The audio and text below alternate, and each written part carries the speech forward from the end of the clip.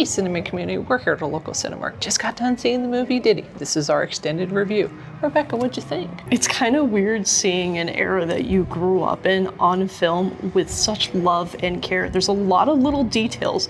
What was your name again? Chris. All my friends just call me Wang Wang. What should I call you?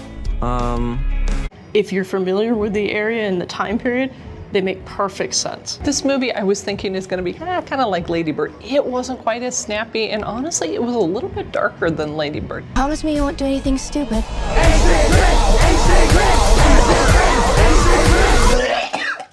Please don't tell Mom. That being said, it's definitely a coming-of-age movie. I like how the movie kind of lulled you into a sense of calm. Are you nervous? Yes. What? I am nervous. I'm sorry. But then also when the big emotional beats hit, it was with more impact. This movie was from a young man's perspective. Not being a young man, it was a little rough in the language, a little rough around the edges.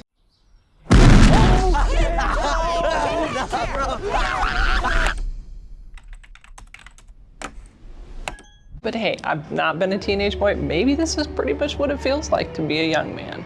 A lot of the dialogue felt very realistic for the time period. There's some things that they say that you're like, you can't get away with that now. But if you grew up during that time period, you knew people that were talking like that. I really liked the more serious parts and the family connection and the cultural piece. I'm Didi. No, you're beautiful. I love you. No, I love you. Didi, 你们就是我的梦想。But sometimes it's a little hard. I think they handled that really well. I would have loved to have seen more of that. One of the things I really liked about Didi was the serious moments. They really added depth to the film. You could have easily just made this, hey, it's a buddy comedy. We're here for the summer, stuff is gonna happen, but it really took the time to develop the characters and show their inner worlds through this pain as well. There was some character development. I honestly was hoping that there would be more. At the ending, you could see a little bit more culmination. You could see the relationship with the sister, the grandma, the mom. I enjoyed that. I do think that that added more interest to the movie versus Didi just skateboarding all summer. One of the things I really want to highlight is the music choices. Whoever the music supervisor for this film was, you did an excellent job. I recognize some of the needle drops. I even noticed a shout out to Fueled by Ramen, so good job, you definitely nailed it. This movie was right at an hour and a half, but it really felt longer than an hour and a half. It didn't feel like it was boring. I mean, it kept a good pace.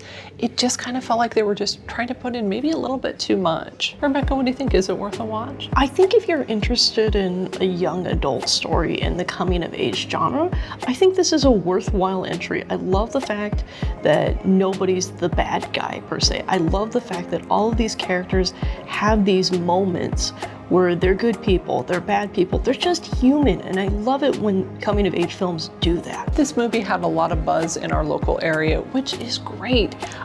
I was happy I saw it, but honestly, if I would have missed it in the theaters, I think it would have been an okay pick for streaming. Hey cinema community, this has been our extended review for the movie Didi. We want to know in the comments, what's your favorite coming of age movies? And if you want to check out some of our other extended reviews, click the links to the side.